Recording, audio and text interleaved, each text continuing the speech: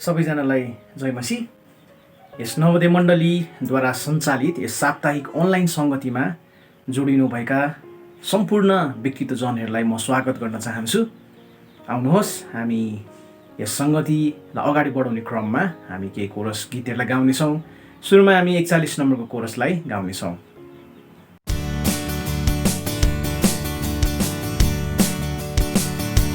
धन्यवादी वैवाको ढोकाभित्र पस्नेछु, आँगनभित्र प्रशंसा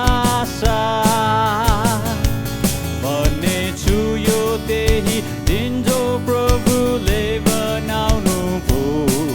खुसी छु उहाँले खुसी पार्नु भो, खुसी पार्नु भो, खुसी पार्नु भो। खुसी छु उहाँले खुसी पार्नु भो, खुसी पार्नु भो, खुसी पार्नु भो। खुसी छु उहाँले खुसी पार्नु भो।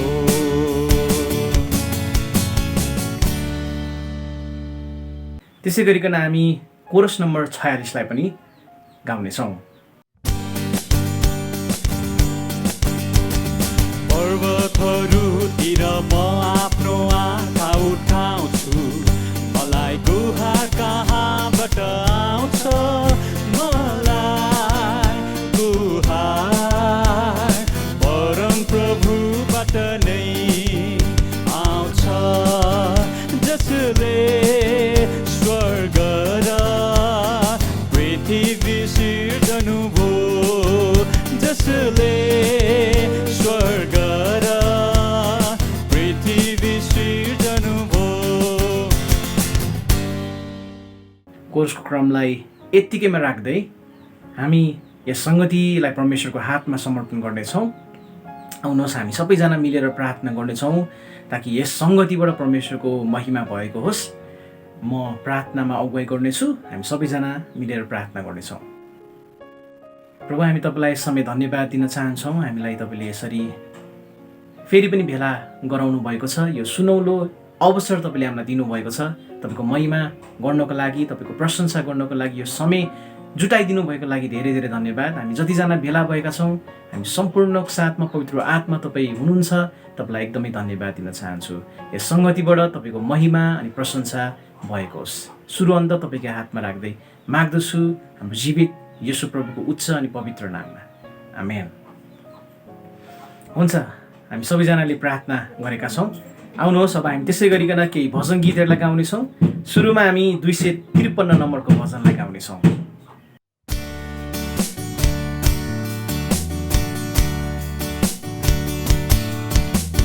प्रभुजी अर्जी मेरो सुनिले लौ है चढाए, प्रभुजी लौ है आज चढाए, लौ है चढाए।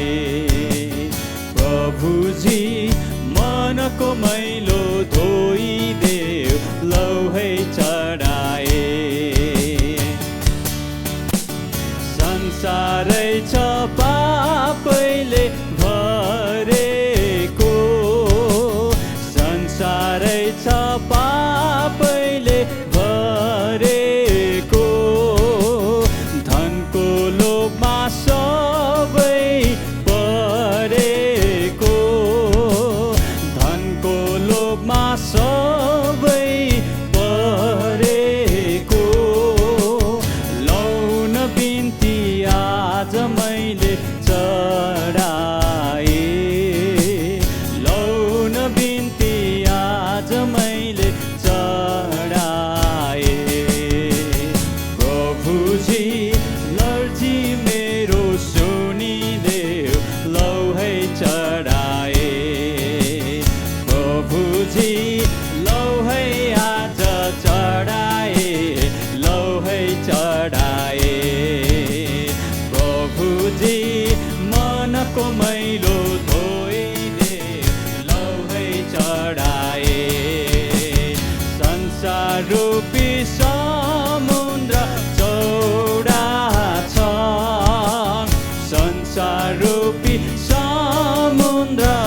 एउटा छ, जीवन रूपी नाउ पुरानो छ, जीवन रूपी नाउ पुरानो छ।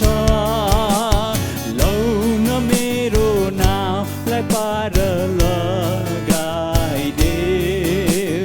लौ न मेरो नाउलाई पार लगाइदेऊ। प्रभुजी अर्जी मेरो सुनिलेऊ, लौ है चढाए। प्रभुजी लौ है आज चढाए, लौ है चढाए। प्रभुजी मनको मैलो धोइदेऊ, लौ है चढाए। राता सेता फुलै फुलेका, राता सेता फुलै फुलेका, माया जालमा दुनिया भुलेका, माया जालमा दुनिया भुलेका। लौ न जको माया जाललाई फुकाइदेऊ, लौ न जको माया जाललाई फुकाइदेऊ। प्रभुजी अर्जी मेरो सुनिलेऊ, लौ है चढाए। प्रभुजी लौ है आज चढाए, लौ है चढाए। प्रभुजी मनको मैलो धोइदेऊ, लौ है चढाए। डाँडा पारी घामै डुबिगो, डाँडा पारी घामै डुबिगो, चारै दिशा घोर अन्धकार भो, चारै दिशा घोर अन्धकार भो। लौ न अन्धकारमा मलाई ज्योतिदेऊ, लौ न अन्धकारमा मलाई ज्योतिदेऊ। प्रभुजी अर्जी मेरो सुनिलेऊ, लौ है चढाए। प्रभुजी लौ है आज चढाए, लौ है चढाए। प्रभुजी मनको मैलो धोइदेऊ, लौ है चढाए। हामीले यस भजनलाई एकदमै असल प्रकारले गाएका छौँ। त्यसै गरिकन हामी भजन गीत 283 लाई पनि गाउनेछौँ। येशू छेउ म जानेछु, ज्योतिमा ज्योतिमा उनकै साथ म हिँड्नेछु, उनकै ज्योतिमा हिँड्नेछु म, ज्योतिमा ज्योतिमा ज्योतिमा हिँड्नेछु म, ज्योतिमा उनकै ज्योतिमा। क्षमा निश्चय पाउनेछु, ज्योतिमा ज्योतिमा सबै पापलाई छोड्नेछु, उनकै ज्योतिमा हिँड्नेछु म, ज्योतिमा ज्योतिमा ज्योतिमा हिँड्नेछु म, ज्योतिमा उनकै ज्योतिमा। ख्रिस्टकै सेवा गर्नेछु, ज्योतिमा ज्योतिमा सबै सामर्थ पाउनेछु, उनकै ज्योतिमा हिँड्नेछु म, ज्योतिमा ज्योतिमा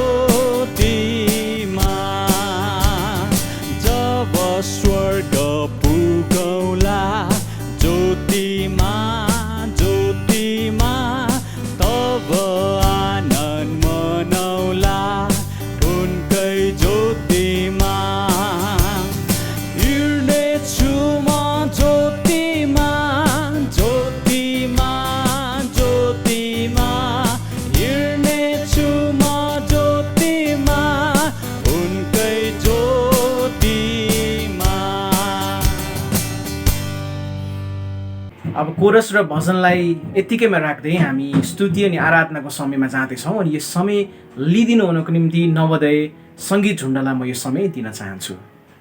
सबैजना प्रभु नाममा जय मसीह भन्न चाहन्छु अनि आजको यस सङ्गतिमा तपाईँलाई स्वागत गर्न चाहन्छु।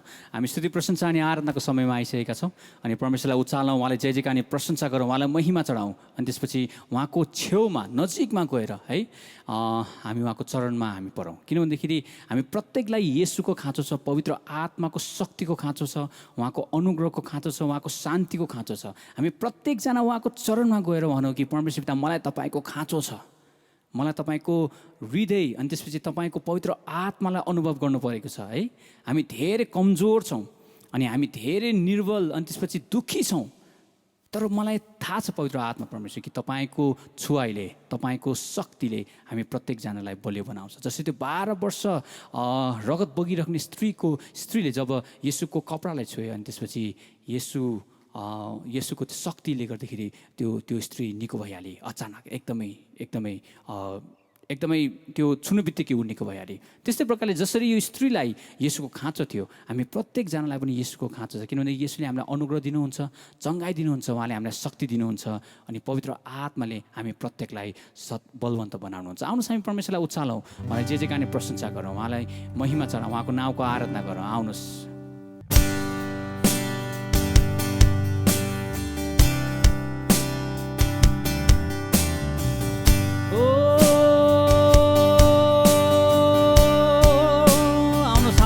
तयारी गरौँ पवित्र आत्मा परमेश्वरको लागि अनि हामी पवित्र आत्मा परमेश्वरलाई भनौँ मलाई तपाईँको खाँचो छ पवित्र आत्मा।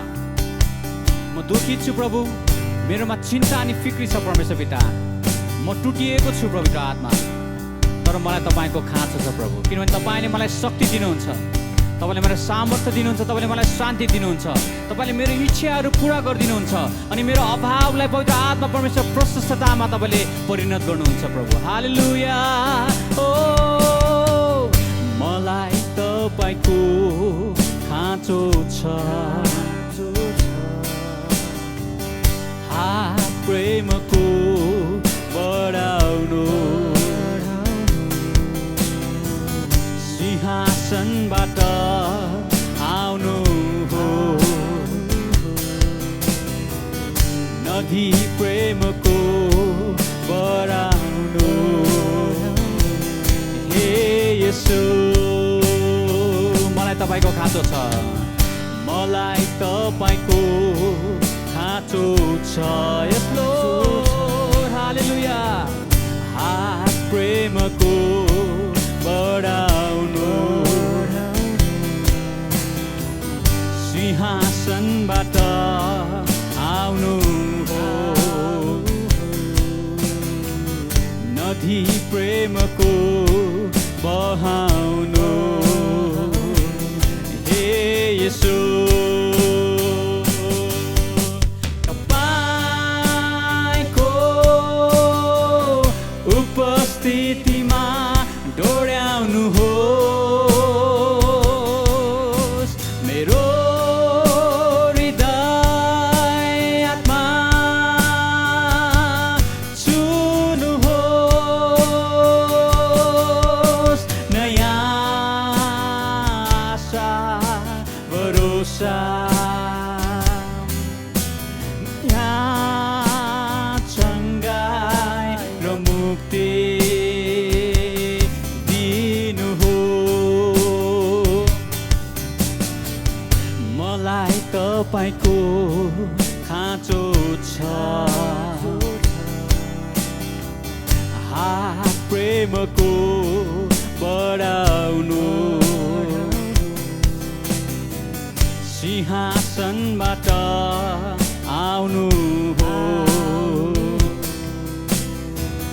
नदी प्रेमको बहाउनु।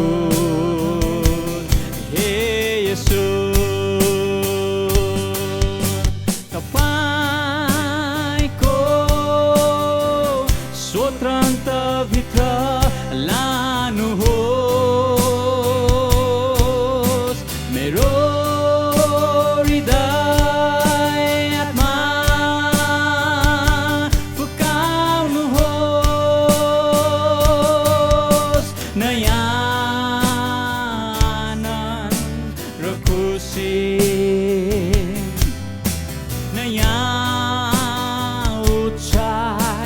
शक्ति भर्नुहोस्। आउनुहोस् हामी पवित्र आत्मा परमेश्वरलाई उचालौँ, उहाँले जे जे कहानी प्रशंसा गरौँ, उहाँलाई महिमा अनि चढाउँ, उहाँले प्रशंसा अनि आफ्नो हृदयदेखिको सम्पूर्ण भेटीहरू उहाँको चरणमा राखौँ, किनभने पवित्र आत्मा परमेश्वर आराधनाको योग्य हुनुहुन्छ। हालेलुया, आउनुहोस्, हालेलुया, छुनुहोस् पवित्र आत्मा, हालेलुया, किनभने मलाई तपाईँको खाँचो छ पवित्र आत्मा, तपाईँको पवित्र आत्माको खाँचो छ प्रभु, तपाईँको शक्तिको खाँचो छ, तपाईँको सामर्थको खाँचो छ पवित्र आत्मा। हालेलुया, उचाल्छु तपाईँको नाम, हालेलुया, हालेलुया, नयाँ उचाइ र शक्ति, नयाँ चङ्गाइ र मुक्ति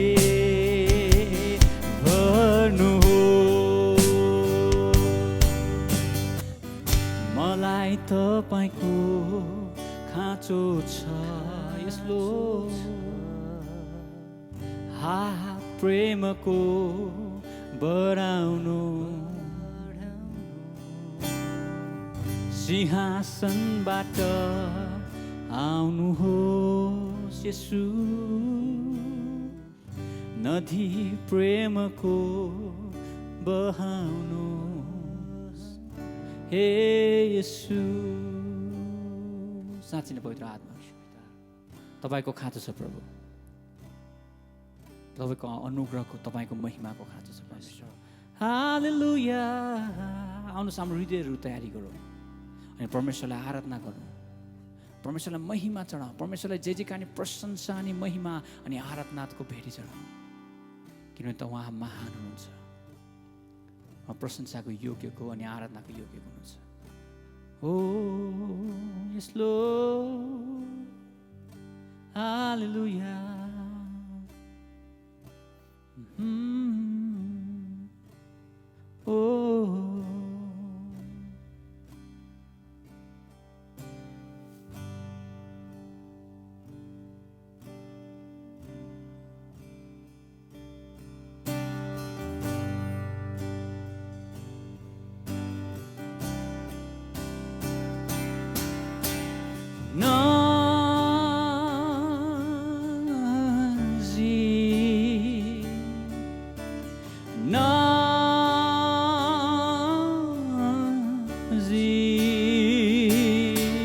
यसुको आएर मात्र होइन, ओ यसलो छोएर मात्र होइन, यसु आएर मात्र होइन, छोएर मात्र होइन, मलाई हृदयमा लुका, मलाई हृदयमा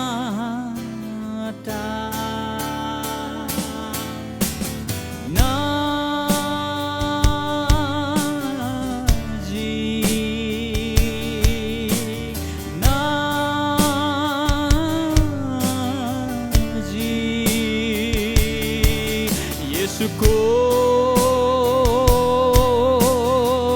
आएर मात्र होइन, छोएर मात्र होइन, यसलो आएर मात्र होइन,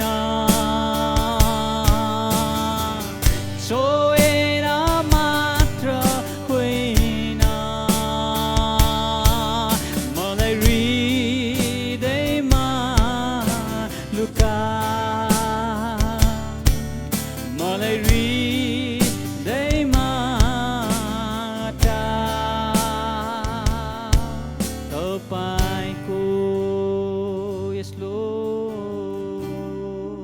हालेलुया, तपाईको साँच्चै नै पवित्र आत्मा तपाईँको नजिक आउन चाहन्छु, तपाईँको खोजी गर्न चाहन्छु, तपाईँको पवित्र आत्माको तृष्णा राख्दछु प्रभु, किनभने तपाईँले हामी प्रत्येकजनालाई पवित्र आत्मा परमेश्वर मुक्ति दिनुभएको छ अनि आनन्द दिनुभएको छ।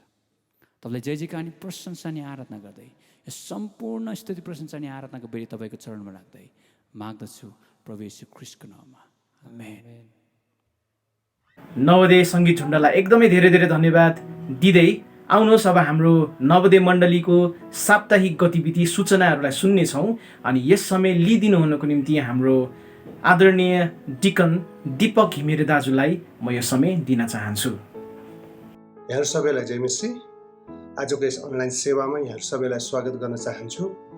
नेपालका विभिन्न ठाउँहरूबाट र विश्वका विभिन्न देशबाट सहभागी हुनुहुने सम्पूर्ण दाजुभाइ दिदीबहिनीहरूलाई नवोदय मण्डलीको तर्फबाट आजको यस अनलाइन सेवामा हार्दिक स्वागत गर्न चाहन्छु।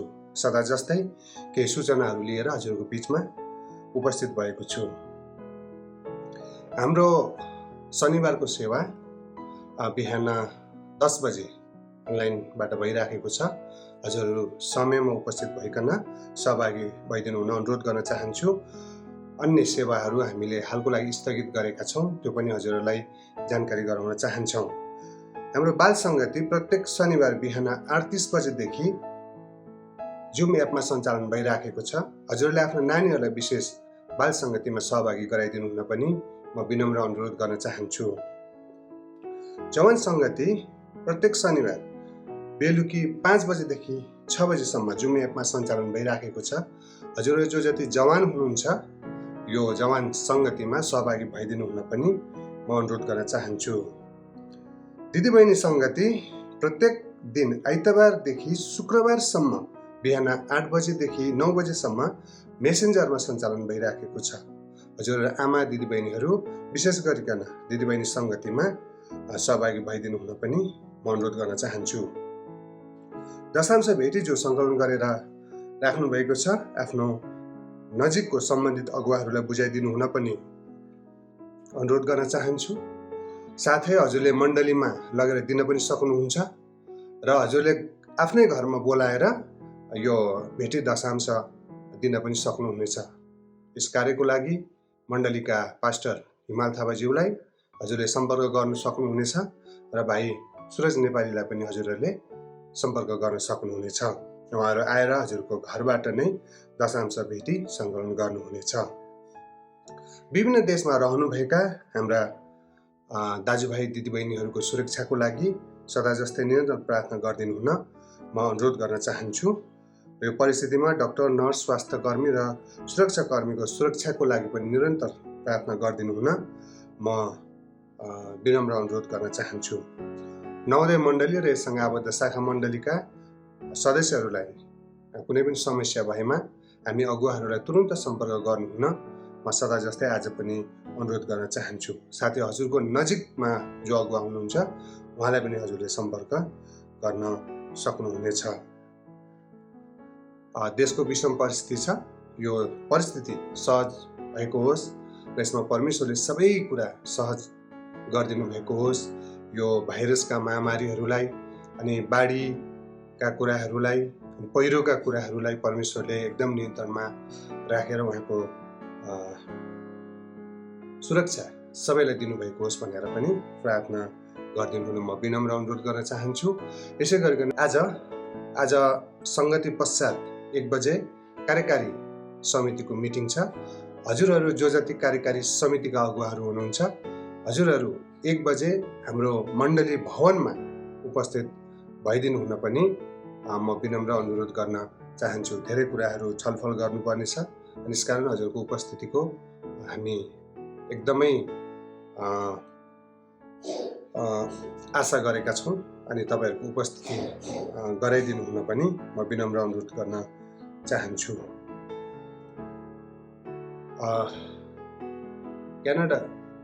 क्यानाडाबाट अनिबा राई भान्जीले, अनन्त जोशी बाबुले मण्डली परिवारलाई जयमसी पठाउनु भएको छ। साथै मण्डली परिवारले निरन्तर गरिदिनु भएको प्रार्थनाको लागि धन्यवाद भन्नुभएको छ। त्यसै गरिकन नानी दिपाञ्जली जोशी, ज्वाइँ अनि भान्जाले पनि मण्डली परिवारलाई जयमसी पठाउनु भएको छ। साथै उहाँहरूको निम्ति मण्डली परिवारले गरिदिएको प्रार्थनाको लागि धन्यवाद दिनुभएको छ।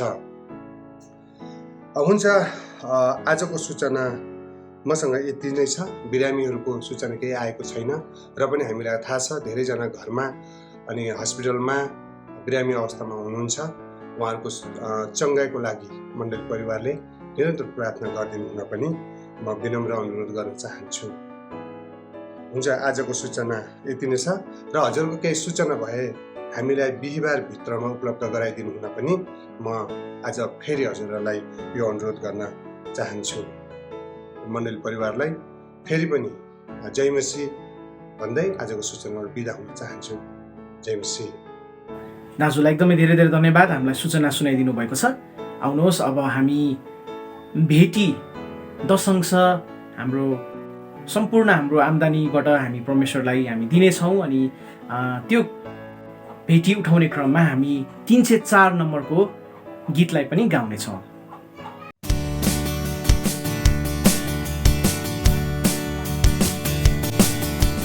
जीवन ध्यारोमा जब आउँछ तु, जब हरेस खान्छौ र हराउँछ सु, तब आशिष गन येशूलाई हेर। आशिष गन्दा गन्दै लौ त कति धेरै, आशिष गन गन एकाएक, आशिष गन हेर छन् अनेक, आशिष गन छक्क पर्ने छौ, प्रभुले तिमीलाई कति दिनुभयो। आशिष गन छक्क पर्ने छौ, प्रभुले तिमीलाई कति दिनुभयो। हामीले हाम्रो घरबाटै हाम्रो भेटी अनि दशंश हामीले उठाइसकेका छौँ। अब यसको लागि आशिष हामी माग्नेछौँ अनि त्यस पछाडि लगतै हामी वचनको समयमा पनि जानेछौँ। अनि यो दुवै भेटी अनि वचनको समयको लागि म स्वयं आफै प्रार्थना गर्नेछु। हामी सबैजना सहभागी हुन सक्छौँ। आउनुहोस्, हामी प्रार्थना गर्नेछौँ। प्रभु, हामी तपाईँलाई एकदमै धन्यवाद दिन चाहन्छौँ। यस समय हामीले जति पनि भेटीहरू प्रभु तपाईँको नाममा हामीले उठाएका छौँ प्रभु, यसमा तपाईँ परमेश्वरले आफ्नो महिमा लिनुभएको होस् प्रभु। अनि विशेष यस समय पछाडि हामी जसरी वचनको समयमा जाँदैछौँ अनि आज हामी मण्डली परिवारलाई के वचनको खाँचो छ अनि कुन प्रकारले तपाईँ बोल्दै हुनुहुन्छ प्रभु, हाम्रो हृदयमा तपाईँले यसरी काम गर्नुभएको होस् ताकि त्यो वचनलाई हामीले असल प्रकारले हाम्रो हृदयमा मनन गर्न सकौँ र त्यो वचनअनुसारको जीवन जिउनमा पनि तपाईँले हामीलाई सहायता गर्नुभएको होस्। धन्यवाद सबै कुराको लागि यसो प्रभु, तपाईँको उच्च अनि पवित्र नाममा चढाउँदछौँ। आमेन। हुन्छ, अब हामी वचनको समयमा हामी जाँदैछौँ अनि यस समय लिदिनु हुनको निम्ति हाम्रो नवोदय मण्डलीका आदरणीय पास्टर तेजबहादुर जिरेल ज्यूलाई म यो समय दिन चाहन्छु। अनि वचन पछाडिको समापन धन्यवाद अनि आशिषको प्रार्थना गरिदिनु हुनुको निम्ति पनि म अङ्कललाई अनुरोध गर्न चाहन्छु। धन्यवाद। नवोदय मण्डलीद्वारा तयार गरी प्रसारण गरिएको यो अनलाइन सेवालाई नेपालबाट र नेपाल बाहिर जहाँबाट हेरिराख्नुभएका र पछि हेर्नुहुने सम्पूर्ण दाजुभाइ दिदीबहिनीहरूलाई, नवोदय मण्डली र यससँग आबद्ध सम्पूर्ण मण्डलीका अगुवाहरू अनि सम्पूर्ण सदस्यहरूको तर्फबाट जयमसी भन्न चाहन्छु। अनि यो वचनको सेवामा म यहाँहरू हरेकलाई स्वागत गर्न चाहन्छु। आउनुहोस् हामी पहिला आजको पाठको अध्ययन गरौँ। आजको पाठ हिब्रूको पुस्तक 12 अध्यायको 1 देखि 3 सम्मलाई मैले लिएको छु। यसलाई हामी पहिला पाठ गरौँ।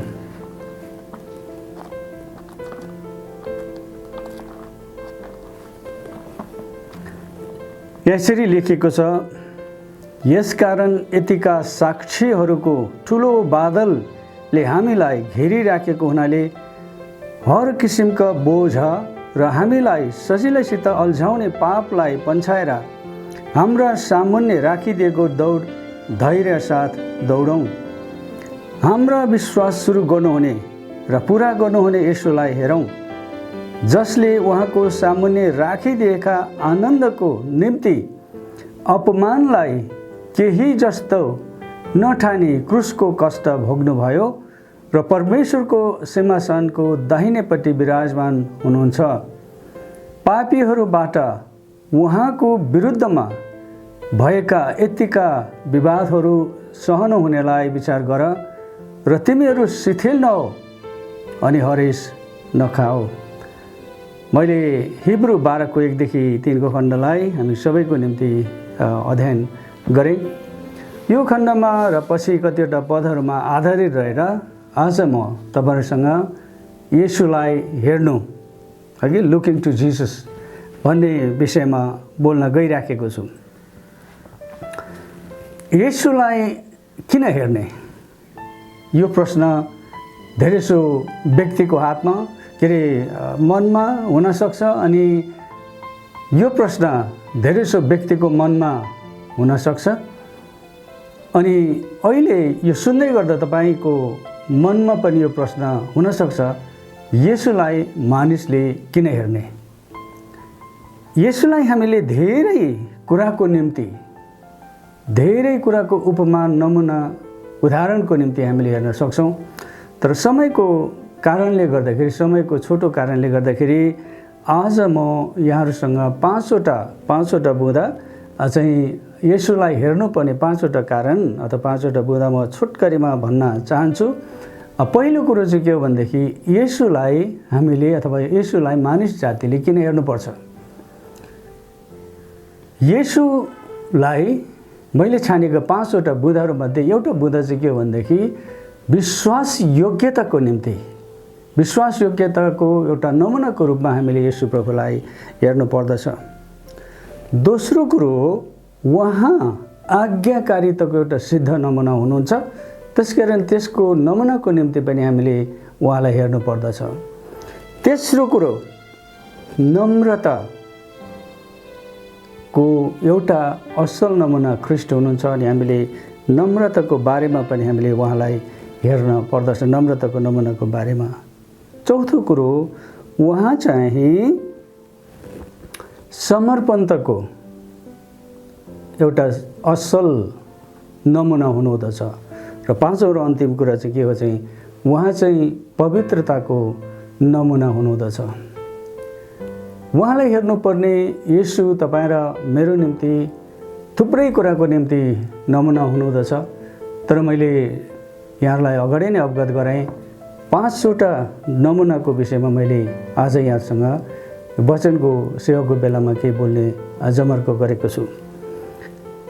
Faithfulness, Jesus is the perfect example of faithfulness. दी मैले किन भन्छु भनेदेखि उहाँको विश्वास योग्यताको दाँजोमा संसारका कुनै पनि व्यक्ति, कुनै पनि अस्तित्वले तुलना गर्न सक्दैन र उहाँको बराबरको कोही पनि व्यक्ति एउटा विश्वास योग्यताको सिद्ध नमुना बन्न सक्दैन।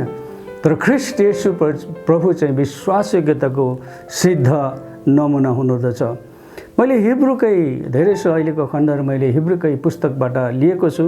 हिब्रू 3:6 के भन्दछ भनेदेखि ख्रीष्ट चाहिँ परमेश्वरका घरानामा पुत्रको रूपमा विश्वास हुनुहुन्थ्यो अथवा उहाँ विश्वासयोग्य हुनुहुन्थ्यो। यदि हाम्रो आशामा हामीले आफ्नो भरोसा र गौरव अन्त्यसम्मै थामी राख्यौँ भने हामी उहाँका परिवार हौँ। ख्रीष्ट येशू प्रभु चाहिँ परमेश्वरको घरानामा विश्वास योग्यताको सिद्ध नमुना हुनुहुँदछ। अघि हामीले यहाँनिर अघि पढिराखेको कुरामा, पढिराखेको अघिको खण्डमा हामीले के गर्यौँ भने 2 पदमा के भन्छ भने हाम्रो विश्वास सुरु गर्नुहुने र पुरा गर्नुहुने येशूलाई हेरौँ। यसको कारण चाहिँ कि येशूलाई किन हेर्ने भन्ने कुरा मैले भने येशूलाई विभिन्न कारणको नमुनाको रूपमा हामीले हेर्नुपर्छ। तर समयको छोटो अवधि भएको कारणले मैले 5वटा नमुना यहाँको अगाडि भने। अनि पहिलो नमुना मैले भने येशू चाहिँ विश्वास योग्यताको सिद्ध नमुना हुँदछ। त्यसकारण विश्वास योग्यता भन्ने कुरा परमेश्वरप्रतिको विश्वास योग्यता, श्रीमानको श्रीमतीप्रतिको विश्वासयोग्यता, श्रीमतीको श्रीमानप्रतिको विश्वासयोग्यता, मण्डलीका सदस्यहरूको आफ्नो अगुवाप्रति, आफ्नो अगुवाको मण्डलीका सदस्यहरूप्रति, साथीभाइप्रति, एक आपसप्रति गर्नुपर्ने व्यवहारको विश्वासयोग्यता। अहिले मानिसको एउटा रहनसहनको, मानिसको घर व्यवहारका कतिवटा कुराहरू गर्दाखेरि हामी चाहिँ के भन्छ, परमेश्वरको चाहना चाहिँ उहाँको सृष्टि मानिसहरू चाहिँ उहाँप्रति, आफ्नो श्रीमान श्रीमतीप्रति, आफ्नो छिमेकीप्रति विश्वासयोग्य हुनुहुन्छ। अनि यो विश्वासयोग्य कसरी हुने? विश्वासयोग्यताको सिद्ध नमुना ख्रीष्ट येशू हुनुहुन्छ। त्यसकारण हामीले उहाँको नमुनालाई हेर्न जरुरी छ। दोस्रो बुँदा के भनेदेखि आज्ञाकारिता। आज्ञाकारिता कल्पना गर्नुहोस्, अनि यो रहस्य ठुलो छ। ख्रीष्ट येशू प्रभु जो मानव रूपी एउटा शरीरमा सिद्ध परमेश्वर, सिद्ध मानिसको एउटा सिद्ध शरीर अथवा एउटा मानिसको साँचो रूपमा उहाँ आउनुभयो। किन हामीले देख्दछौँ जब परमेश्वरले संसार, स्वर्गमा, पृथ्वीमा भएका कतिवटा कुराहरूलाई अथवा आकाशमण्डलमा भएका, आकाशमा भएका अनि पृथ्वीमा समुद्रमा भएका सबै कुराहरूलाई उहाँले सृष्टि गर्नुभयो अनि आफूले बनाउनु भएका सबै कुरा हेर्नुभयो। अनि भनिएको छ बाइबलमा, उत्पत्तिको पुस्तकमा, हेर ती साह्रै असल थिए। तर जब उत्पत्ति 3 अध्यायमा शैतानले जब मानिसलाई पतन गराउँदछ, परमेश्वरको आज्ञाकारिताबाट, सङ्गतिबाट अलग गराउँदछ, अनि त्यहाँनिर सङ्घर्ष सुरु हुँदछ, परमेश्वर र मानिसको बिचमा फाटो आउँदछ। अनि त्यस पछाडि त्यहाँनिर के हुन्छ त, कोही पनि कसैको अधीनमा नबसे, मारपिटका, झगडाका, धोकाबाजका अनि यस्ता थुप्रै कुराहरू हामी देख्दछौँ। अनि उत्पत्ति 6:1 हामीले हेऱ्यौँ भनेदेखि त्यहाँनिर मानिसको पापको चरम सीमा पुगेको एउटा त्यहाँनिर बयान गरिएको छ। अब त्यस्तो बेलामा मानिस जातिलाई परमेश्वरले सृष्टि गर्नुभएको त्यो सुरुको जुन परमेश्वरसँगको सम्बन्ध र सङ्गतिको जुन अवस्था छ, त्यो अवस्थामा ल्याउनको लागि अब ख्रीष्ट येशू उहाँका पुत्र मानवको रूपमा जन्मनु बाहेक र परमेश्वरको अधीनमा रहेर उहाँका आज्ञाहरू पालन गर्न बाहेक अरू कुनै उपाय बाँकी रहेन। पशु पक्षीको रगतले र बलिदानले मानिसको पाप क्षमा भएन, त्यो सम्भव थिएन। त्यसकारण परमेश्वर स्वयं नै मानिसको रूप धारण गरेर ख्रीष्ट येशूको नाउँमा अथवा ख्रीष्ट येशू यहाँ जन्मनु भयो। अनि उहाँले परमेश्वरका सबै अधीनतामा रहेर आज्ञाकारी भएर उहाँले आफ्नो जीवनलाई गुजार्नुभयो। हिब्रू 5:8 पदलाई म यहाँहरूको अगाडि पढ्न चाहन्छु। उहाँ पुत्र हुनुहुन्थ्यो तापनि आफूले भोग्नुभएका कष्टहरूद्वारा उहाँले आज्ञा पालन गर्न सिक्नुभयो। हेर्नुहोस् है, यो के भनेछ भन्दै आफूले भोग्नुभएको कष्टद्वारा उहाँले आज्ञा पालन गर्न सिक्नुभयो। अनि फिलिप्पी 2:8 दोस्रो खण्डमा भनेको छ, स्वरूपमा मानिस जस्तै भएर आफैलाई होच्याउनु भयो र मृत्युसम्म अर्थात् क्रुसको मृत्युसम्म आज्ञाकारी रहनुभयो। ख्रीष्ट येशू आज्ञाकारिताको सिद्ध नमुना हुनुहुँदछ है। यहाँनिर हामी के देख्दछौँ भनेदेखि हामी 2 पदको अन्तमा के भनेछ भने, आनन्दको निम्ति अपमानलाई केही जस्तो नठानी क्रुसको कष्ट भोग्नुभयो र परमेश्वरको सिंहासनको दाहिनेपट्टि विराजमान हुनुहुन्छ। के अपमानलाई आफ्नो सामुन्ने राखिदिएको आनन्दको निम्ति अपमानलाई केही जस्तो नठानी क्रुसको कष्ट भोग्नुभयो। अनि तपाईँ हामीलाई थाहा छ, गेत्सेमनीको बगैँचामा जब उहाँलाई पक्राउ गरिँदै थियो, उहाँलाई एउटा झुटो आरोप लाएर दण्ड दिनको लागि पक्रिने व्यक्तिहरू आउनै लागिराखेको थियो। अनि त्यतिखेर येशू प्रभुले गेत्सेमनीको बगैँचामा गर्नुभएको प्रार्थना तपाईँ हामीलाई थाहा छ। उहाँले गेत्सेमनीको बगैँचामा एउटा मानिस भएर उहाँले आफ्नो अवस्था, त्यसपछि अब यो पछि के हुन्छ, यो पछि के हुन्छ, यो पछि के हुन्छ, उहाँलाई सर्वज्ञान थियो। अनि उहाँले भन्नुहुन्छ, हे पिता, हुनसक्छ भने यो कचौरा मबाट हटाइदिनुहोस्। उहाँले प्रार्थना गर्नुहुन्छ, हुनसक्छ भने, हे पिता, हुनसक्छ भने यो कचौरा मबाट हटाइदिनुहोस्। कल्पना गर्नुहोस् तपाईँ र म त्यो स्थानमा भएको भएदेखि त सायद हामी मानिसहरू त मुर्छै खान्थ्यौँ होला। आफूलाई पक्रिने, कोर्रा लगाउने, क्रुसमा टाँग्ने, ती सबै कुरा ख्रीष्ट येशू प्रभुलाई थाहा थियो। अनि मानिसको सिद्ध एउटा रूपमा भएर उहाँले त्यो डर आउनु अनि परमेश्वर पितासँग त्यो प्रार्थना गर्नु जरुरत थियो। त्यसपछि उहाँले प्रार्थना गर्दा हामी देख्छौँ त्यहाँनिर उहाँले 3 पल्ट प्रार्थना गर्दाखेरि आखिरमा के भन्नुभयो भने, हे पिता, हुनसक्छ भने यो कचौरा मबाट हटाइदिनुहोस्, तापनि मेरो इच्छा भने तपाईँको इच्छा पूर्ण गर्नुहोस्। त्यसपछि उहाँ परमेश्वरको इच्छाप्रति उहाँले आफैलाई समर्पण गर्नुभयो र पूर्ण रूपमा क्रुसको मृत्युमा जानलाई उहाँ आज्ञाकारी हुनुभयो, तयारी हुनुभयो। त्यसकारण ख्रीष्ट येशूप्रति चाहिँ प्रभु चाहिँ आज्ञाकारिताको एउटा सिद्ध नमुना हुनुहुन्छ। तेस्रो कुरो नम्रता, हम्बलनेस। है मैले भनिहालेँ ख्रीष्ट येशू प्रभु स्वयं नै सृष्टिकर्ता सिद्ध परमेश्वर, तर त्यो सिद्ध परमेश्वरलाई मानिसहरूको पापबाट मुक्ति गरिकन फेरि परमेश्वर पिताले सृष्टिमा राख्नुभएको त्यो सम्बन्ध कायम गर्नको निम्ति अब त्यहाँनिर पशु पक्षीको रगतको बलिदान, अरू कुनै पनि व्यक्तिको बलिदान होइन, तर परमेश्वर स्वयं जो निर्दोष र पवित्र हुनुहुन्छ त्यो निर्दोष र पवित्र रगतको बलिदान आवश्यक भएको कारणले गर्दाखेरि ख्रीष्ट येशू प्रभु स्वयं परमेश्वर नम्र हुनुभइकन यहाँनिर संसारमा आउनुभएको कुरा हामी फिलिपी को पत्र 2 अध्यायको 5 देखि 8 को पहिलो खण्डसम्म हामी पढ्न सक्दछौँ। यहाँ यसरी लेखिएको छ, तिमीहरूमा यस्तो मन होस् जो ख्रीष्ट येशूमा पनि थियो। परमेश्वरको स्वरूपमा भएर पनि उहाँले परमेश्वरको बराबरी हुने कुरालाई एउटा पक्रिराख्ने वस्तु जस्तो ठान्नु भएन, तर आफैलाई रित्याइकन कमराको रूप धारण गरेर तथा मनुष्य भएर जन्मनु भयो। स्वरूपमा मानिस जस्तै भएर आफैलाई होच्याउनु भयो र मृत्युसम्म अर्थात् क्रुसको मृत्युसम्म आज्ञाकारी हुनुभयो। हेर्नुहोस् है, परमेश्वर चाहिँ कमरा अथवा मानिसको रूप, एउटा कमराको एउटा रूप धारण गरेर एउटा कमराको म आज्ञा पालन गर्नुपर्छ, म नम्र हुनुपर्छ भने त्यो नम्रतामा सृष्टिकर्ता परमेश्वर, पवित्र परमेश्वर, अद्वितीय परमेश्वर, अजय परमेश्वर, अपरिवर्तनशील परमेश्वर नम्र हुनुभइकन संसारमा आउनुभयो। अघि तपाईँ हामी हेर्न सक्दछौँ पहिलो पत्रुस 2 अध्यायको 21 पदमा पनि उहाँले एउटा नमुना छोड्नुभएको कुरा हामी त्यहाँनिर लेख्दछौँ।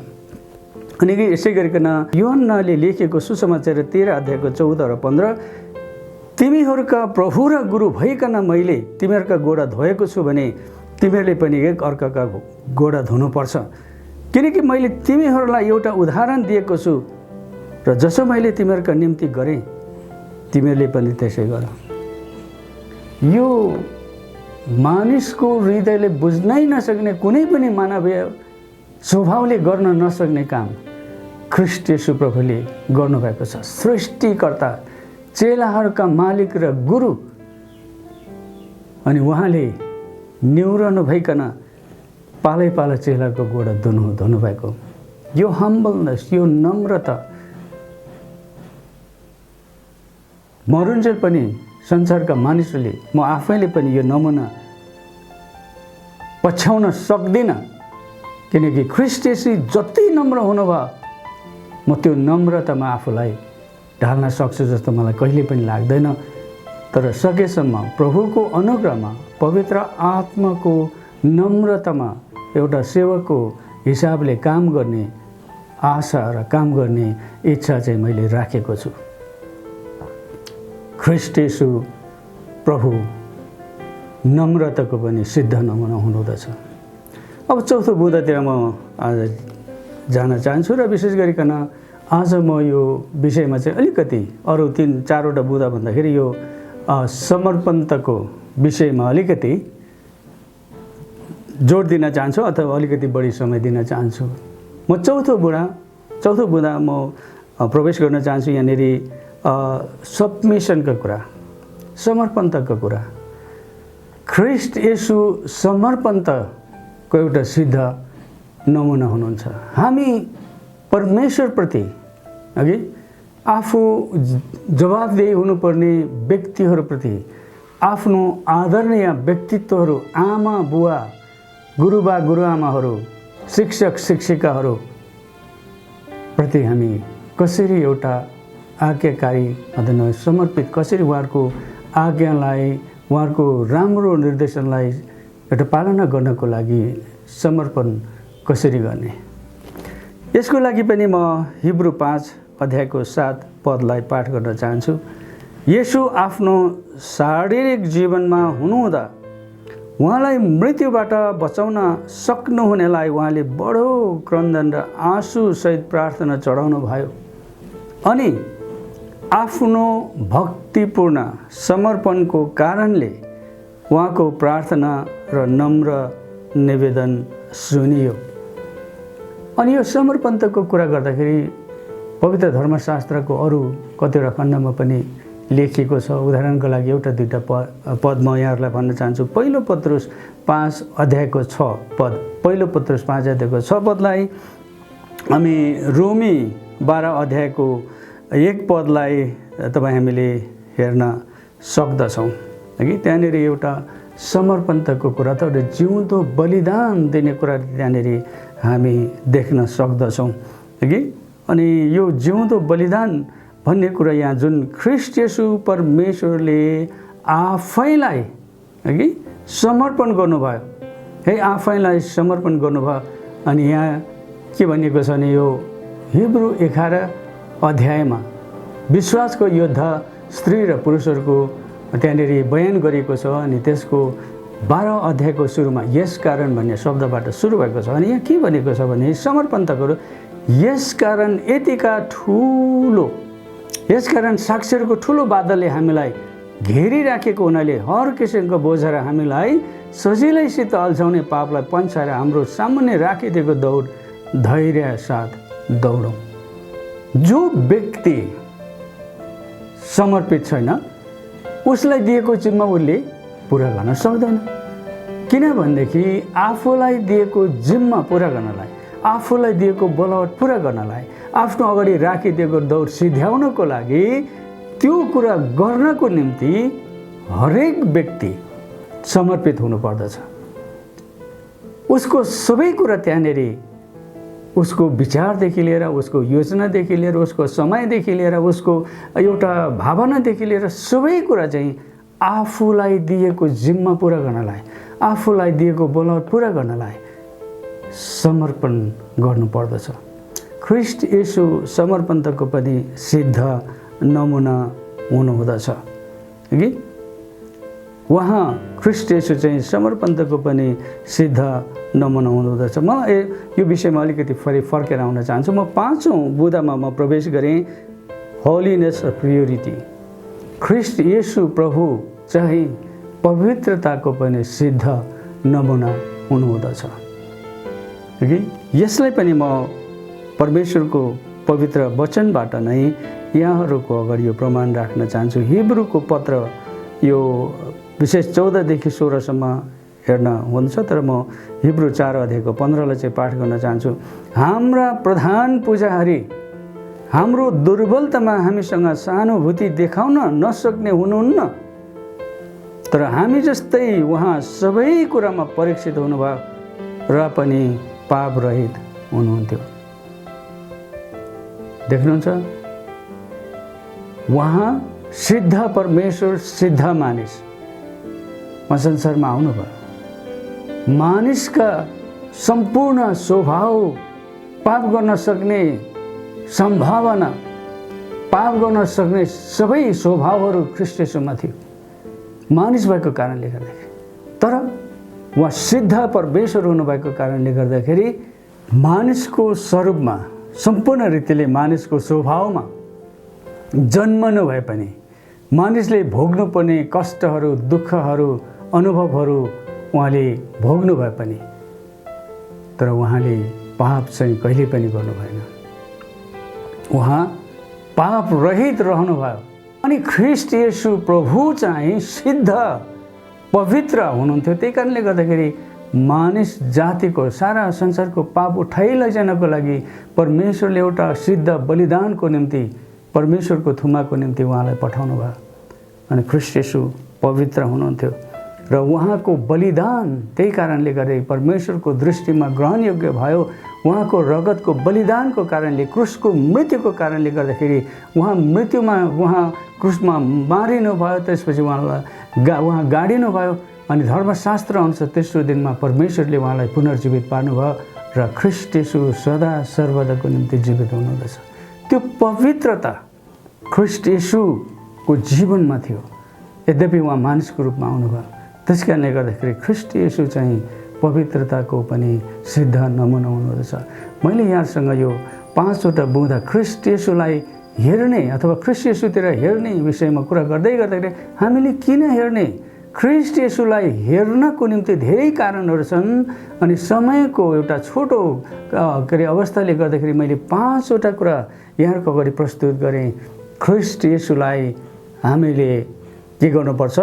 विश्वासयोग्यताको सिद्ध नमुनाको रूपमा, आज्ञाकारिताको सिद्ध नमुनाको रूपमा, नम्रताको सिद्ध नमुनाको रूपमा, समर्पणताको सिद्ध नमुनाको रूपमा अनि पवित्रताको सिद्ध नमुनाको रूपमा हामीले ख्रीष्ट येशूलाई हेर्नु पर्दछ। यो समर्पणताको कुरा गर्दाखेरि मैले अलिकति समय यसमा दिन्छु भने यहाँ अगाडि नै भने यो समर्पणताको कुरा गर्दाखेरि म अस्ति भर्खरै एउटा बिरामी स्थितिमा, जुन कठिन बिरामी थियो, अनि प्रभुको महान शक्ति र उहाँको कृपाद्वारा म र मेरो श्रीमती निको भएर फेरि उहाँको सेवामा हामी फर्कन सक्यौँ। उहाँको त्यो अद्वितीय प्रेम, उहाँको असीम कृपा, उहाँले गर्नुभएको उद्धारको निम्ति हामी बाँचुन्जेल र उहाँसँग रहने अब समयमा पनि हामी धन्यवादी छौँ। अनि तपाईहरुले गर्नुभएको प्रार्थनाको लागि फेरि पनि म अहिले पनि दोहोऱ्याएर धन्यवाद दिन चाहन्छु। अनि यो समर्पणताको कुरा गर्दाखेरि मैले त्यो 14 मे मैले त्यो नेपाली सायद यो वैशाख 31 जस्तो लाग्छ मलाई, 2078 वैशाख 31 14 मेको दिनको घटना एकचोटि म यहाँको अगाडि दोहोऱ्याउन चाहन्छु। समर्पणताको कुरा जब म मानिसको दृष्टिकोणबाट, मानिसको सबै सम्झनाबाट, सबै उपायबाट एक किसिमले आशा रहित अवस्थामा पुगेको बेलामा जब म एउटा प्रभुको पवित्र चरणमा, मेरो आत्मामा म जब प्रभुको चरणमा, प्रभुको दुईटा गोडालाई आफ्नो दुईटा हात र निधारले छोएर जब प्रभुको येशूको चरणमा म जब समर्पित भएँ, अनि त्यसबाट नौलो कुराहरू, अचम्मका कुराहरू, मुक्तिका कुराहरू, जीवनका कुराहरू, चङ्गाइका कुराहरू सुरु भयो। यदि परमेश्वरले बचाउनुहुन्छ, त्यो विश्वास परमेश्वरले फेरि के अरे निको पारेर घर फर्काउनुहुन्छन्, त्यो पूर्ण भरोसा छँदै थियो। घरबाट निस्किँदाखेरि म त्यही विश्वासमा म र मेरो श्रीमती निस्केका हौँ र उहाँले फर्काउनुहुन्छ भन्ने त्यो थियो। जब यो त्यो 14 मे 14 को दिनमा जे घटना घट्यो, आशारहित स्थितिहरू थिए, अस्पतालको त्यो के अरे अक्सिजन सिधिँदै थियो, हामीले ग्यासको हतार त्यो गर्नुपर्ने व्यवस्था गर्नुपर्ने अवस्था थियो। अनि मेरो अक्सिजन सेचुरेसन 88 मा पुगेको थियो, के अरे पल्स मेरो 121, त्यो दुइटै रातो भएर ब्लिङ्क भइराखेको थियो। अनि म एकदम नै आशाहीन स्थितिमा म जब पुगेँ, जब मैले प्रभु अब चाहिँ ल तपाईँले बाहेक मलाई अब स्थितिबाट कसैले बचाउन सक्दैन, जब म प्रभुको दुई पाउ मेरो दुई हातले छोएर निधार राखेर जब प्रभुमा समर्पित भएँ, अनि परमेश्वरको सामर्थ्य र उद्धारको काम, चङ्गाइको काम त्यहाँनिर सुरु भएको छ। त्यस कारणले गर्दाखेरि दाजुभाइ दिदीबहिनीहरू, समर्पणता विशेष गरिकन परमेश्वरप्रतिको समर्पणता एकदम नै क्रिस्चियन जीवनको लागि महत्त्वपूर्ण छ। हामीले यहाँनिर समर्पणताको कुरा गर्दाखेरि हामी सम्पूर्ण रीतिले परमेश्वरप्रति कसरी समर्पित हुन सक्छौँ त? त्यसका केही कुराहरू म यहाँहरूको अगाडि राख्न चाहन्छु। तपाईँ र म यदि परमेश्वरप्रति सम्पूर्ण हृदयले, आत्माबाट तपाईँ र म प्रभुप्रति समर्पित हुनको लागि केही नमुनाहरू, केही उपायहरू यहाँ म बताउन चाहन्छु। समर्पित ख्रीष्ट येशूप्रति अथवा हाम्रो जीवित परमेश्वरप्रति एकजना क्रिस्चियन त्यतिखेर समर्पण हुन सक्दछ जतिखेर उसले आफ्नो सबै कुरालाई, आफ्नो सबै क्षमतालाई, आफ्नो सबै योग्यतालाई, आफ्नो सबै अस्तित्वलाई अब केही पनि होइन, दिस इज नथिङ, अब यो काम लाग्दैन, यसले मलाई बचाउन सक्दैन भनेर जब उसले स्वीकार गर्दछ अनि उसले एउटा परिवर्तित, एउटा नयाँ हृदय र नयाँ मन लिएर जब परमेश्वरको चरणमा समर्पण हुँदछ अनि त्यहाँनिर परमेश्वरको अचम्म र शक्तिशाली कामको सुरुवात हुँदछ। है, कसरी समर्पित हुने, एउटा दुईवटा कुराहरू म परमेश्वरको पवित्र वचनबाट यहाँनिर अब प्रस्तुत गर्न चाहन्छु। हामी चाहिँ एउटा बदलिएको अथवा नयाँ हृदयबाट चाहिँ हामी चाहिँ के गर्न सक्छौँ त, हामी परमेश्वरप्रति समर्पित हुनलाई हामीलाई सजिलो हुँदछ। यहाँनिर पहिलो कुरो चाहिँ के भने, यदि परमेश्वरप्रति हामी समर्पित हुने हो भनेदेखि चाहिँ हामीले परमेश्वरको पवित्र वचनलाई हामीले सबैभन्दा कुरा त्यो वचन हामीले सुन्नुपर्छ। रोमी 10:17 जे सुनेको छ त्यसैबाट विश्वास आउँछ र जे सुनिन्छ त्यो ख्रीष्टको प्रचारबाट आउँछ भनेर भनिएको छ। है, परमेश्वरको वचन सुन्नु पर्यो अनि त्यो वचनलाई तपाईँ जब हामी विश्वास गर्छौँ हाम्रो समर्पणको एउटा बिन्दु अथवा मन त्यहाँबाट सुरु हुँदछ कि। त्यसपछि प्रकाशको पुस्तक 1:3 यसरी भनेको छ, जसले अगमबानीका यी वचनहरू उच्च स्वरले पाठ गर्दछ र धन्य हुन् तिनीहरू जसले सुन्दछन् र त्यहाँ लेखेको कुरा पालन गर्दछन् भनेको छ। यहाँनिर के भन्छ, उच्च स्वरले पाठ गर्दछ। परमेश्वरको वचन सुन्नु पर्यो, परमेश्वरको वचन पढ्नु पर्यो। अनि मलाई थाहा छ तपाईँ मौका नपाएको कारण अनि कतिवटा कारणले गर्दाखेरि हामी सामान्य धेरै मानिस जस्तो हामी पढ्न सक्ने स्थिति हुँदैन, त्यो म जान्दछु। तर तपाईँको प्रभुको वचन सुन्ने र त्यसलाई कसरी व्यवहारमा ढाल्न सकिन्छ त्यो तपाईँको उत्कट इच्छा छ भने कुनै न कुनै उपाय अवश्य परमेश्वरले तपाईँलाई दिनुहुँदछ। अनि तेस्रो कुरा के हो भनेदेखि परमेश्वरको वचन सुन्ने मात्र होइन, पाठ मात्र गर्ने होइन, त्यसलाई अध्ययन गर्नु पर्यो, अध्ययन गर्नु पर्यो, मेहनत गर्नु पर्यो, बुझ्नको लागि एउटा उत्कट इच्छा राखेर हामीले पढ्नु पर्यो। यहाँनिर प्रेरित 17:11 यो पावलले यसरी भनेको छ, यहाँका अर्थात् बेरिया भन्ने ठाउँका यहुदीहरू थेसलोनिकेकाहरू भन्दा बढी भला थिए, किनभने यिनीहरूले पुरा उत्सुकता साथ वचन ग्रहण गरेर ती कुराहरू ठिकै त्यस्तै हुन् कि होइनन् भने दिनौँ धर्मशास्त्र छानबिन गर्थे। स्टडी हो कि यो यस्तै हो कि होइन त, त्यसलाई एउटा गम्भीर रूपमा एक किसिमले अध्ययन गर्ने, छानबिन गर्ने, तुलना गर्ने त्यो कुरा गर्दथ्यो। त्यति मात्र होइन, परमेश्वरको वचन सुन्ने, एउटा अध्ययन पाठ गर्ने अनि त्यसपछि त्यसलाई अध्ययन गर्ने, है त्यो सही कसरी हो आज बुझ्नको लागि उत्कट इच्छा राख्ने। त्यसपछि त्यति मात्र होइन, त्यसलाई हामीले सम्झना गर्ने। है, भजन सङ्ग्रह 119:9-11 जवान मानिसले आफ्नो चालचलन कसरी चोखो अथवा पवित्र राख्न सक्छ, तपाईँको वचन अनुसारको जीवन बिताएर नै हो।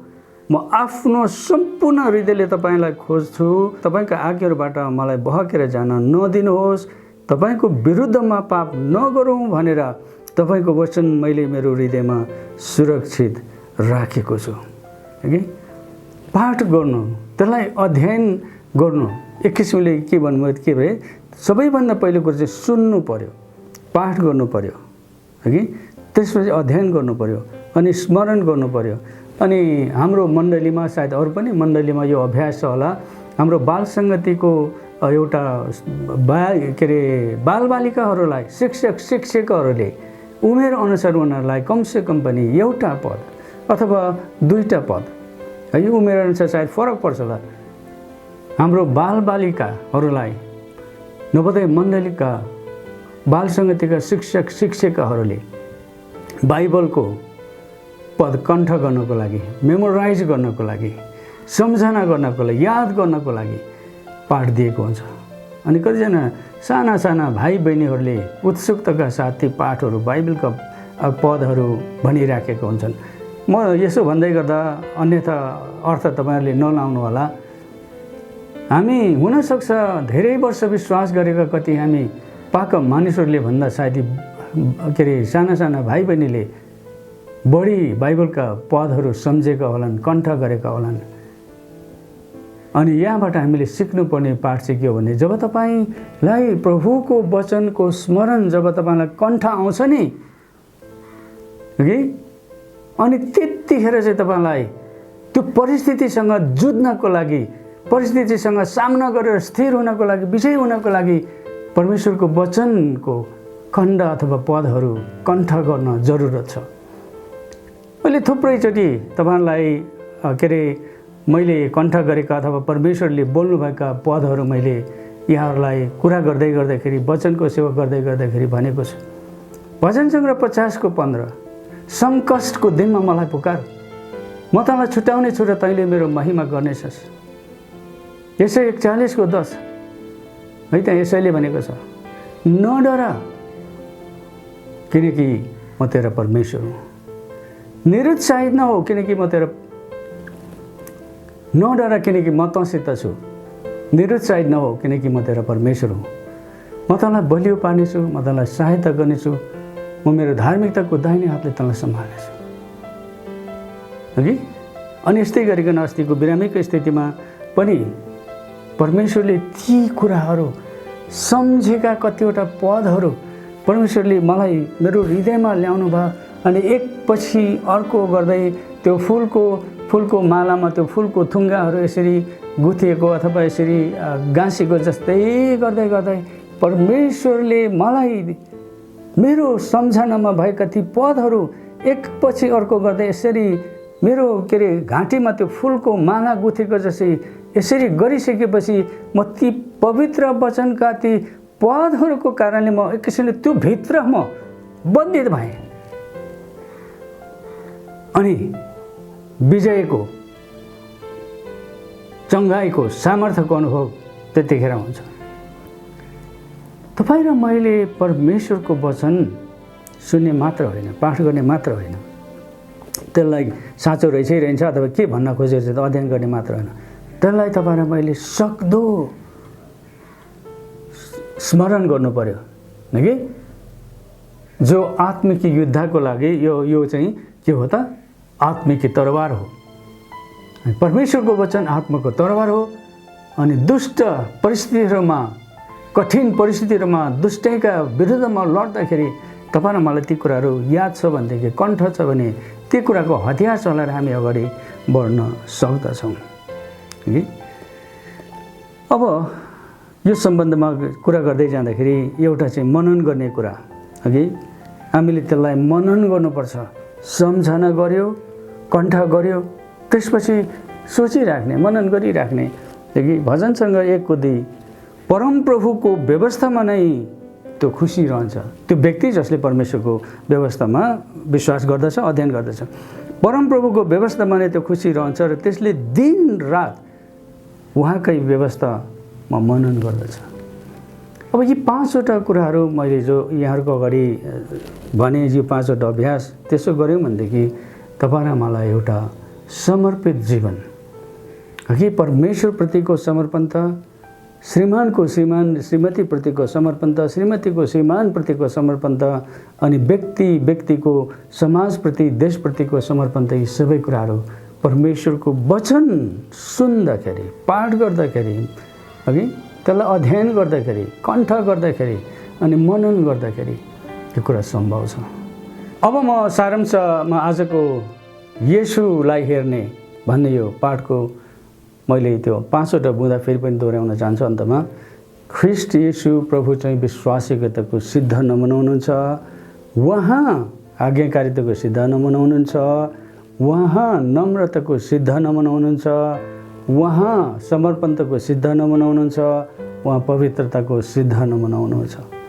अनि हामी एउटा परमेश्वरप्रति समर्पण जीवन जिउनको लागि तपाईँ र मैले पवित्र धर्मशास्त्रलाई तपाईँ र मैले सुन्नुपर्छ कि नसुन्नेहरूले पनि जस्तै कि अब यो साङ्केतिक भाषा बोल्नेहरू त्यस्ता समुदायले के अरे उहाँले सुन्न सक्नुहुन्न, तर उहाँहरूको लागि पनि त्यो साङ्केतिक भाषा अथवा हिजो आज एउटा दृश्य भनौँ न अथवा चलचित्र जस्तो दृश्य सामग्री हुन्छन्, उहाँहरूले त्यहाँबाट हेर्न सक्नुहुन्छ है। सबैभन्दा ठुलो कुरो के हो भने यदि हामी साँच्चै नै परमेश्वरप्रति समर्पणको जिन्दगी अथवा समर्पणताको जिन्दगी जिउँछौँ भनेदेखि दाजुभाइ दिदीबहिनीहरू हाम्रो मन परिवर्तन हुनु पर्यो, हाम्रो मन पवित्र आत्माले बनाउनु भएको जस्तै हाम्रो नयाँ हुनु पर्यो। अनि त्यस्तो हुनको लागि एउटा समर्पित जिन्दगी जिउनको लागि मानिसले परमेश्वरको वचनलाई सुन्न पर्दछ है। मानिसले परमेश्वरको वचनलाई पाठ गर्नु पर्दछ। जसले सक्नुहुन्छ पढ्नुहोस्, नसक्नेलाई याद हुन्छ भने पढेर माग्नुहोस् कि सुन्नु पर्यो, पाठ गर्नु पर्यो कि त्यसपछि त्यसमा एउटा के कसो रहेछ त्यसको गहिरो अध्ययन हामीले त्यहाँनिर गर्नु पर्यो कि त्यसपछि त्यसलाई कण्ठ गर्नु पर्यो। त्यति मात्र होइन, अनि त्यो वचनमा मनन गर्नु पर्यो। अनि यसको लागि तपाईँ र मैले साँच्चै नै हृदयबाट यो कुरा हामी गर्न चाहन्छौँ भनेदेखि हामीले हिब्रू 12:1-3 भने जस्तै हाम्रा विश्वासलाई सुरु गर्नुहुने र सिद्ध तुल्याउनु हुने ख्रीष्ट येशूलाई हेरौँ। उहाँले के चाहिँ कुरो उहाँले कुन चाहिँ सङ्कष्ट भोग्नु भएन, उहाँले जतिको सङ्कष्ट र उहाँ जस्तो कठिन परिस्थितिबाट मानिस जाति को चाहिँ गएको छ? कोही पनि गएको छैन, जान सक्दैन पनि। ख्रीष्ट येशू प्रभुको नमुना तपाईँ र मैले पछ्याउनु पर्दछ। अनि उहाँले जस्तै संसारमा उहाँको परमेश्वरको बलवट पुरा गर्नको लागि तपाईँ र मलाई आउन सक्ने पापका बन्धनहरू, बोझहरू, अल्झाउने कुराहरू यी सबैलाई पन्छेर हामीले ख्रीष्ट येशूलाई हेर्न पर्यो, किनभनेदेखि उहाँ तपाईँ र मेरो सिद्ध नमुना हुनुहुन्छ। पवित्र वचनको यो सेवालाई आज म यिनै बन्द गर्न चाहन्छु। तपाईँहरू जसले अहिले गर्दै यो अनलाइनमा प्रसारण हुँदै गर्दा हेर्नुहुन्छ, पछि हेर्नुहुन्छ, दया गरिकन तपाईँहरूले हेर्नुहोला, सुन्नुहोला। अनि तपाईँको मन छ भनेदेखि हाम्रो कतिवटा सेवाको लागि, सुधारको लागि तपाईँहरूले हामीलाई त्यहाँनिर हिजो अविनाश बाबुले त्यहाँ कमेन्ट गर्ने त्यो खण्ड पनि त्यहाँनिर राखेको छ, तपाईँले त्यहाँ कमेन्ट गर्न सक्नुहुन्छ अथवा सम्पर्क गरेर कुनै सुझाव छ भने त्यो दिन सक्नुहुन्छ, तपाईँहरूले गर्नुहोला। अब प्रार्थना गरेर आजको वचनको यो समयलाई टुङ्गोमा ल्याउनुभन्दा अगाडि धन्यवादका केही कुराहरू मैले गर्नुपर्ने अवश्य हुन्छ। त्यस कारणले गर्दाखेरि आजको यो शनिबारको सेवालाई सञ्चालन गर्नुहुने अनि यस्तै गरिकन आरम्भको प्रार्थना अनि दशमज भेटीको लागि अनि वचनको लागि प्रार्थना गर्नुहुने बाबु सरोज आर्यलाई म धन्यवाद दिन चाहन्छु। यस्तै गरिकन सङ्गीत झुन्डालाई नेतृत्व गर्नुहुने बाबु अनि त्यस झुन्डामा जतिले त्यहाँ भाग लिएका छन् सङ्गीत झुन्डालाई म धन्यवाद दिन चाहन्छु। अनि मण्डलीको सूचना र गतिविधि प्रकाश पारिदिएकोमा दीपक बाबुलाई म धन्यवाद दिन चाहन्छु। अनि सधैँ चाहिँ नवोदय मण्डलीको सेवालाई विभिन्न विधामा, विभिन्न क्षेत्रमा, विभिन्न समयमा लागेर प्रार्थना गर्ने आमा दिदीबहिनीहरू अनि जति पनि हाम्रो अरू व्यक्तिहरू हुनुहुन्छ अनि यसरी गर्न साना साना भाइ बहिनीहरूलाई परमेश्वरको शिक्षामा, परमेश्वरको वचन सिकाउने क्रममा लागेका बाल सङ्गतिका सम्पूर्ण शिक्षक शिक्षिकाहरूलाई अनि आफ्नो सङ्गतिलाई जीवन्त राख्नको लागि प्रयास गरिराखेका जवान सङ्गतिका भाइ बहिनीहरूलाई अनि अरू विभिन्न क्षेत्रमा मण्डलीको सेवामा लागेका सबैलाई मण्डलीका अगरको तर्फबाट म धन्यवाद दिन चाहन्छु। यति मात्र होइन, सबैभन्दा महत्त्वपूर्ण र सबैभन्दा ठुलो कुरो हाम्रो त्रिएक जीवित परमेश्वर जसले यो महाव्याधि, यो कोभिड-19 को विभिन्न फेरिएको प्रजाति अथवा रूपको परिस्थितिमा पनि तपाईँ र मलाई जीवित राख्नुभयो, कतिजनालाई बिरामीबाट निको पार्नुभयो, परमेश्वरको सेवकाई पुरा गरिसकेकाहरूलाई उहाँले उठाइ पनि लानुभयो। सर्वशक्तिमान जीवित परमेश्वरलाई हामी धन्यवाद दिँदछौँ, उहाँप्रति हामी भक्ति र श्रद्धाको शिर झुकाउँदछौँ। आउनुहोस्, अनि मैले फेरि पनि अविनाश बाबुको कुरा अघि पनि गरेको थिएँ, जुन वचन तपाईँले यो प्रि रेकर्डेड वचन तपाईँले सुन्नुहुन्छ, जति पनि बाल सङ्गतिको कुरा देख्नुहुन्छ, अविनाश श्रेष्ठ बाबु र बाबुको टिमले यो क्षेत्रमा मण्डलीलाई ठुलो सहायता गरेको छ। मण्डलीहरूका सम्पूर्णजनाको तर्फबाट बाबु र बाबुको टिमलाई म फेरि पनि धन्यवाद दिन चाहन्छु। अनि यो वचन रेकर्ड गर्ने बाबु राजमान घलेलाई पनि म धन्यवाद दिन चाहन्छु। अनि मसँग दुईजना भाइहरू छन्, राजमान घले अनि श्याम कुमार मुखिया। यी दुईजना भाइहरूले यो वचन रेकर्ड गर्ने, एडिटिङ गर्ने सबै कुरा गरिराखेको छ। भाइहरूलाई धन्यवाद दिन चाहन्छु। आउनुहोस् हामी प्रार्थना गरौँ। त्यसपछि आशीर्वादको प्रार्थनापछि तपाईँ हामी आज टाढै भए तापनि जय मसीह भनेर हामी छुट्टिनेछौँ।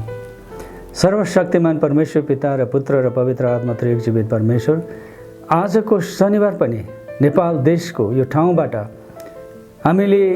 हामी सँगै भेला नभए तापनि प्रभु जुन प्राविधिक प्रभु सहायताको माध्यमले उपायले हामीले तपाईँ प्रभुको नाउँ लिन सक्यौँ, तपाईँको नाउँको जय जयकार गर्न सक्यौँ, भजन कोरसहरू गाउन सक्यौँ, प्रार्थना चढाउन सक्यौँ, धन्यवाद दिन सक्यौँ, अनि तपाईँको पवित्र वचनमा पनि हामी सामेल हुन सक्यौँ। धन्यवाद प्रभु परमेश्वर। जे जति तपाईँले गर्न दिनुभयो, क्षमता दिनुभयो, सम्भव तुल्याउनु भयो, यो सबै कुराको लागि र आजको वचन, आजको सङ्गतिमा भाग लिने, प्रार्थना गर्नेदेखि लिएर विभिन्न क्षेत्रमा प्रत्यक्ष र अप्रत्यक्ष रूपमा योगदान तुल्याउनु हुने तपाईँका सबै छोराछोरीलाई तपाईँले आशीर्वाद दिनुहोस्। यो सङ्गतिलाई हेरेर धेरै मानिसहरूले प्रभु आशिष पाउन सकुन्, सान्त्वना र साहस पाउन सकुन्, हामी तपाईँसँग यही प्रार्थना गर्दछौँ। हे जीवित परमेश्वर, तपाईँको कृपा सारा संसार तपाईँको सृष्टिमाथि, तपाईँको मानिसहरूमाथि अनि नवोदय र आबद्ध मण्डलीहरूका सम्पूर्ण सदस्यहरूमाथि अनि सङ्गतिका विभिन्न क्षेत्रहरूमाथि रहेको होस् भनिकन बिन्ती अनि प्रार्थना गर्दछौँ। यो चुनौतीको बेलामा पनि तपाईँ त्रिएक जीवित परमेश्वरको कृपा हामी माथि रह्यो, तपाईँको निरन्तरको निर्देशन र आशीर्वाद हामी माथि रह्यो। तपाईँ त्रिएक जीवित परमेश्वरलाई धन्यवाद भन्छौँ। तपाईँको स्तुति अनि महिमा भएको होस्, तपाईँको प्रशंसा अनि जय जयकार भएको होस्। हामी धन्यवादी छौँ, तपाईँको महिमा हामी गाउँदछौँ, जय जयकार गर्दछौँ। प्रभु यीशु ख्रीष्टको अनुग्रह, परमेश्वरको प्रेम र पवित्र आत्माको सङ्गति तिम्रो सबैसँग रहून्। आमेन। यहाँ सबैजनालाई जय मसीह।